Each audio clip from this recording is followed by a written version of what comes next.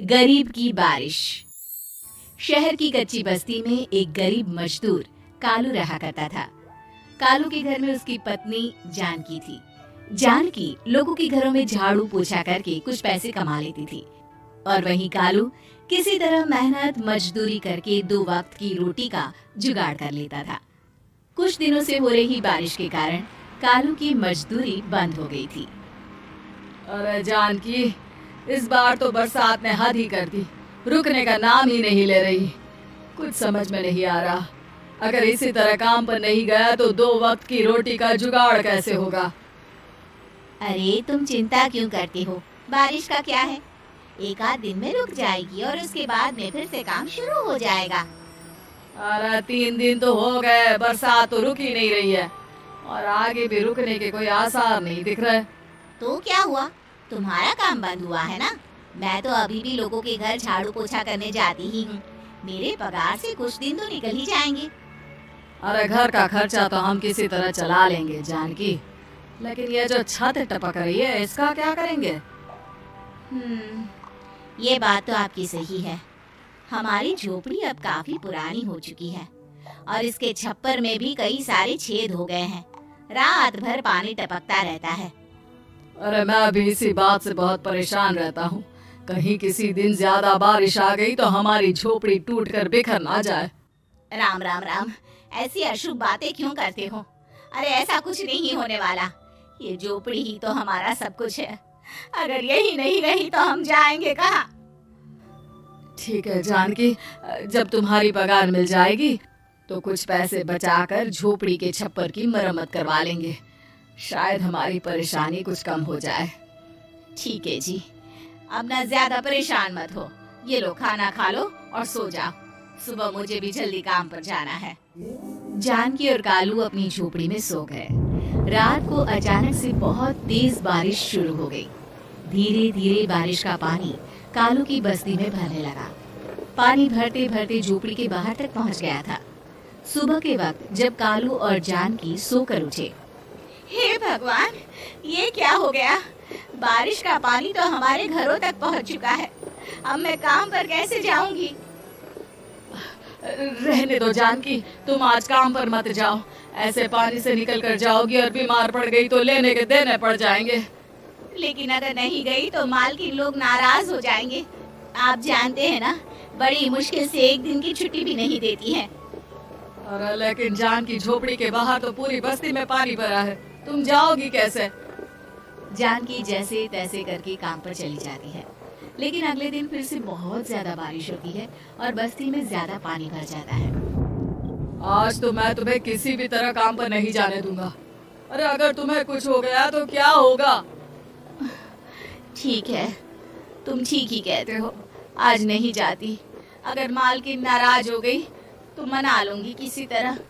अरे मनाने वाली क्या बात है, जब तुम बताओगी कि हमारी झोपड़ी में पानी भर गया है तो वो खुद ही समझ जाएंगे ना।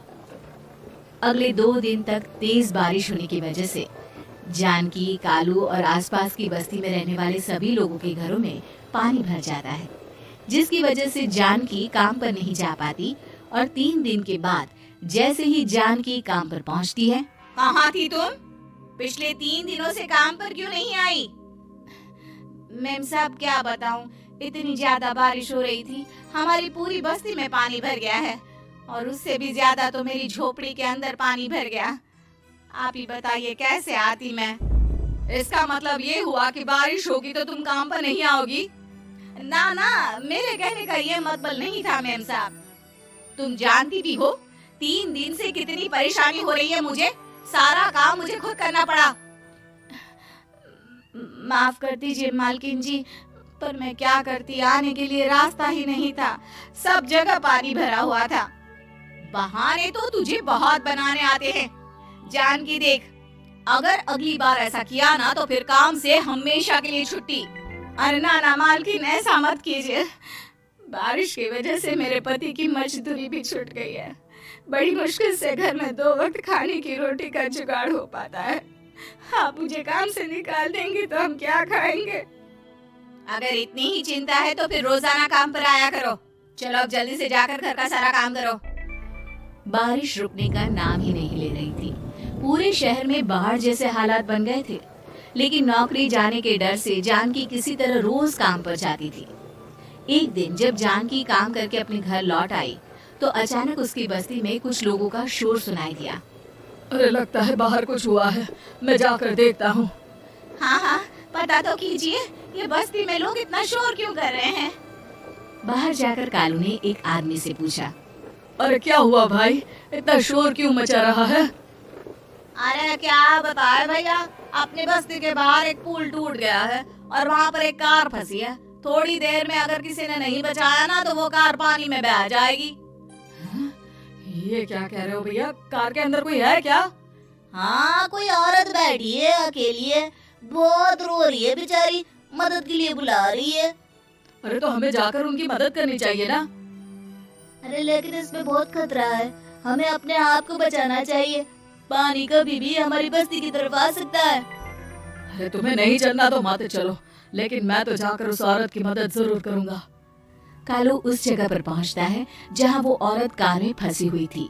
वहां पर पानी का बहाव बहुत तेज था और सारा पानी कालू की बस्ती की तरफ ही आ रहा था। कालू ने एक बड़ी सी रस्सी को पेड़ से बांध दिया और दूसरे सिरे को कार की तरफ फेंक दिया और उस औरत को रस्सी के सहारे बाहर आने के लिए कहा। तभी वहां जानकी भी दौड़ती हुई आई। अरे ये तो मेरी मालकिन है, जिनके यहाँ मैं काम करने जाती हूँ। और मैडम जी, आप डरिएगा मत, आपको कुछ नहीं होगा। आपकी गाड़ी को भी मैंने रस्सी से बांध दिया है। थोड़ी देर में पानी का बहाव कम हो जाएगा, फिर हम आपकी कार को भी बाहर निकाल लेंगे। क्या तुम जानकी के पति हो? हाँ हाँ, जानकी मेरी ही पत्नी है, आपके यहाँ काम करती है ना। लेकिन मेम साहब, आप यहाँ पानी में कैसे फंस गई?